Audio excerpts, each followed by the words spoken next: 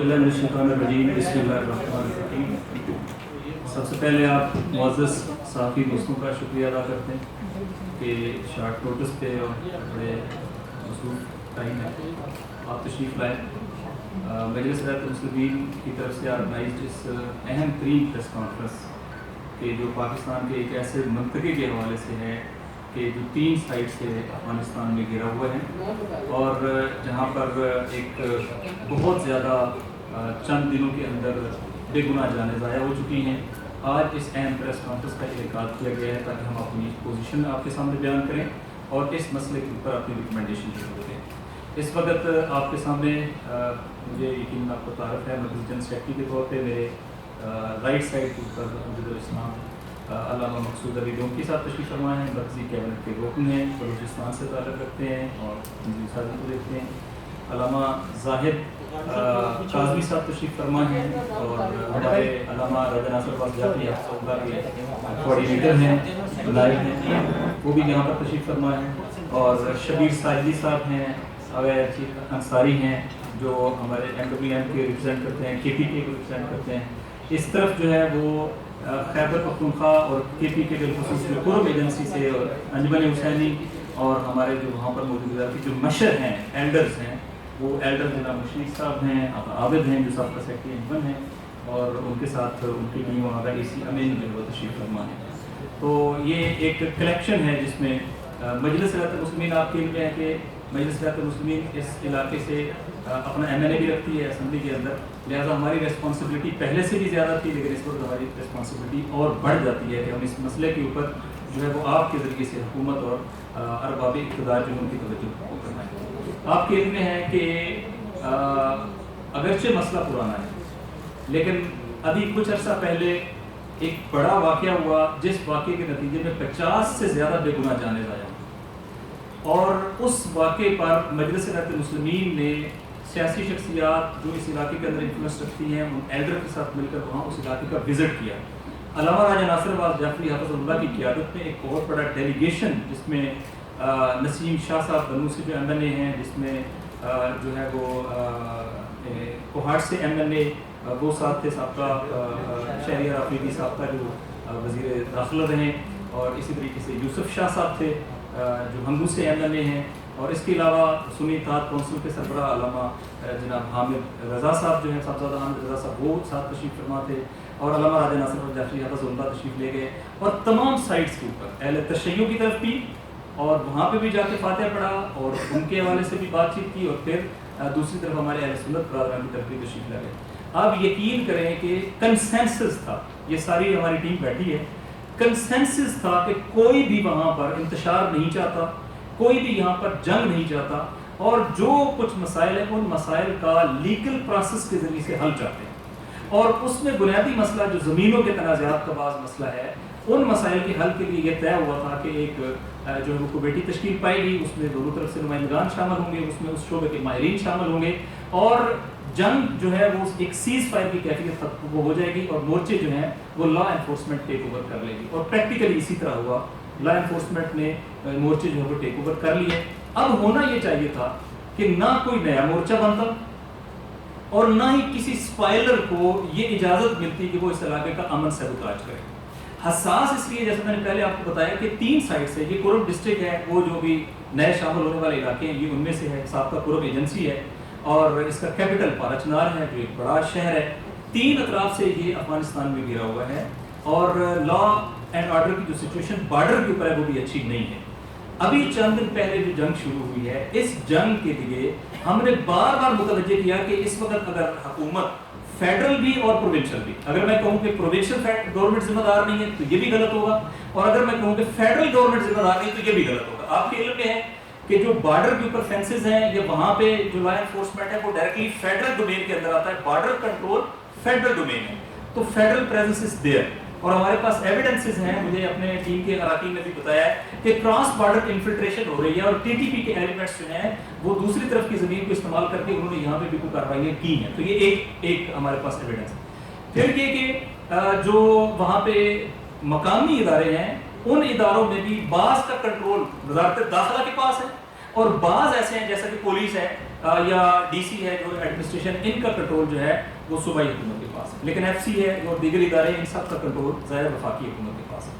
تو ایک مکسچر ہے وہاں پر، چونکہ بارڈرنگ ہے لہٰذا دونوں کی ایکول ریسپانسبلٹی ہے کہ وہ اس معاملے کو ریزالو کرنے کے لیے اپنا کردار ادا کریں، جو بدقسمتی کے ساتھ نہیں کر پا رہے. اور اس کی وجہ سے ایک مرتبہ پھر جنگ شروع ہوئی. جنگ ایک علاقے میں شروع ہوتی ہے، ایک علاقے کا جو ہے وہ زمین کا پرابلم ہوتا ہے. ہم کہتے ہیں، یہ آپ کے علم میں ہوگا کہ تمام ٹرائبل ایریاز میں سے یہ واحد کرم ہے جس کا تمام تر ریونیو ریکارڈ ڈاکومنٹڈ ہے اور وہ موجود ہے.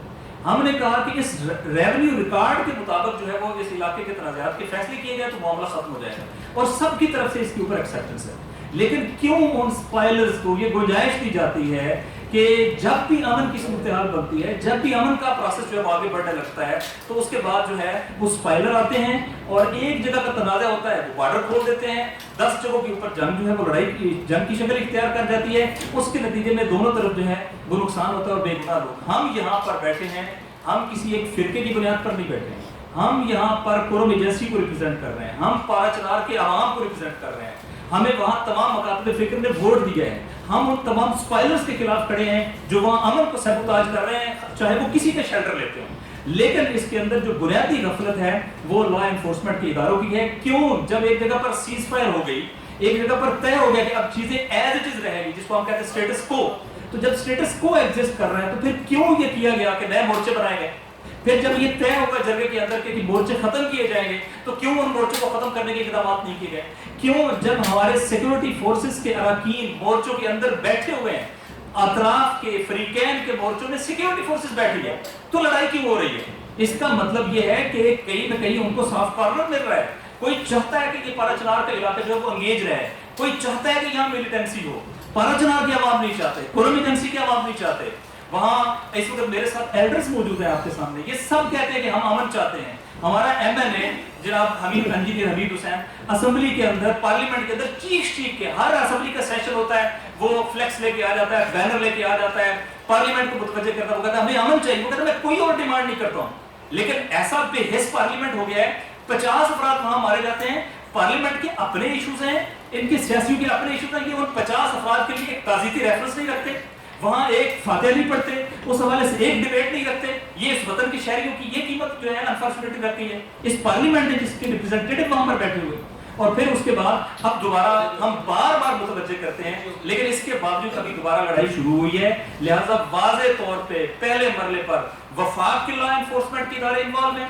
انوالومنٹ کا مطلب یہ نہیں ہے کہ وہ خود کر رہے ہیں، لیکن جب آپ نیگلیجنس دکھا رہے ہیں، غفلت دکھا رہے ہیں، موقع دے رہے ہیں، اسپائلرز کو گنجائش دے رہے ہیں، روک نہیں رہے، ملیٹنٹس کی موومنٹ ہو رہی ہے، تو یقینی طور پہ پھر آپ کی ذمہ داری ہے. جن کی ذمہ داری ہے کہ سارے معاملے پہ لا انفورسمنٹ قائم کرنا، اگر وہ نہیں کر رہے تو وہ ریسپانسبل ہے. اور انفارچونیٹلی ہم دیکھتے ہیں کہ اس کے اوپر کوئی جو ہے وہ چیک اینڈ بیلنس ایگزسٹ نہیں کرتا. اور وفاقی حکومت، ہم بار بار، یہ چھوٹا مسئلہ نہیں ہے، کیپٹل کو آپ نے نہیں آ سکتے، صوبائی کیپٹل میں نہیں آ سکتے. قرم ایجنسی کے لوگ، قرم ڈسٹرکٹ کے لوگ جو ہے وفاقی کیپٹل میں نہیں آ سکے. انہیں اپنے پروونشل کیپٹل سے بھی کاٹ دیا، انہیں اپنے صوبائی کیپٹل کے ساتھ ساتھ وفاقی کیپٹل سے بھی کاٹ دیا.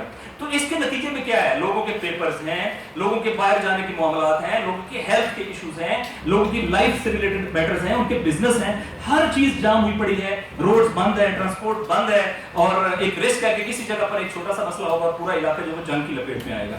ہم یہاں پر بیٹھے ہیں امن کے لیے.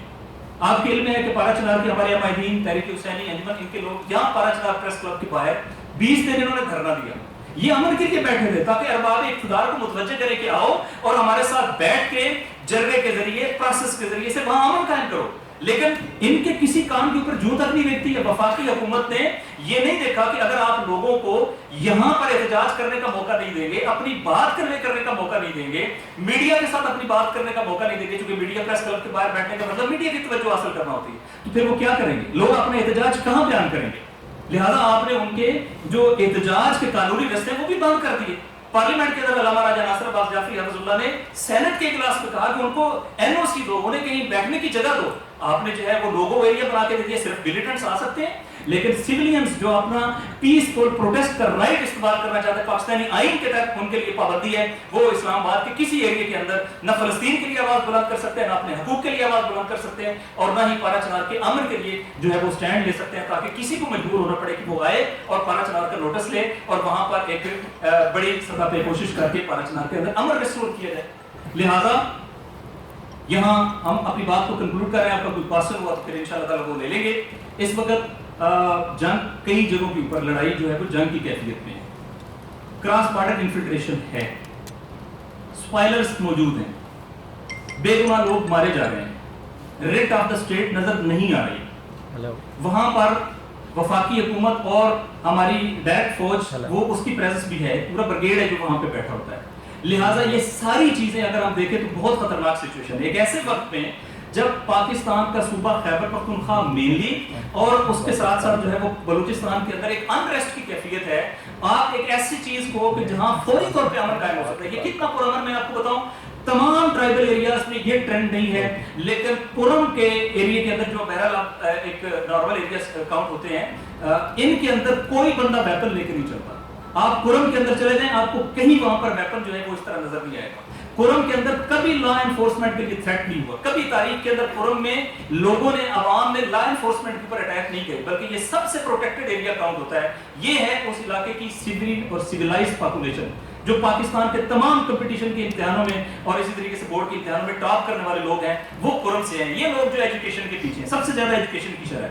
یہ لوگ جو پیسفل ایٹیٹیوڈ رکھتے ہیں, اس علاقے کو وفاقی حکومت کی طرف سے جو تحفہ دیا جا رہا ہے وہ ناامنی کا دیا جا رہا ہے, اور صوبائی حکومت بھی اس میں بے بس نظر آ رہی ہے, اور وہ بھی اپنا وہ رول پلے نہیں کر پا رہی, جس کی وجہ سے وہاں پر امن ریسٹور ہو سکتا ہے. ہم انشاءاللہ نے رابطہ کیا ہے, لیکن سب سے زیادہ جہاں پر ہمارے چلو صوبائی حکومت کہیں نہ کہیں ریسپانس دے رہی ہے, لیکن اس کی مینجمنٹ ان مینجمنٹ ہے. پچھلی جنگ سے اگر وہاں کی ایڈمنسٹریشن, صوبائی ایڈمنسٹریشن کی بات کر رہا ہوں, اگر وہ اپنا رول پلے کرتی کہ 50 جانیں بچائی جا سکتی تھی. ہر ایک کو پتا تھا کہ یہ جنگ ہونے والی ہے, ہر ایک کو پتا تھا کہ 3-4 سٹیپ لینے کے نتیجے میں یہ جنگ فوری طور پہ رک جائے گی, لیکن نہیں دی گئی. ان ایریاز کو کور نہیں کیا گیا, باہر سے ملیٹنٹس کی آمد کو نہیں روکا گیا. جہاں پر ایشو بن رہا ہے وہاں فوری طور پہ لا انفورسمنٹ نے ٹیک اوور کر کے جو ہے وہ متحرک گروہوں سے علاقہ خالی نہیں کروایا. اب اگر فوری طور پہ نہیں روکیں گے اور یہ اتنا بڑا سینکڑوں کلومیٹر کا, مربع کلومیٹر کا یہ ایریا یہ وار زون بنا رہے گا, تو پاکستان کی شہری کہاں جائیں گے؟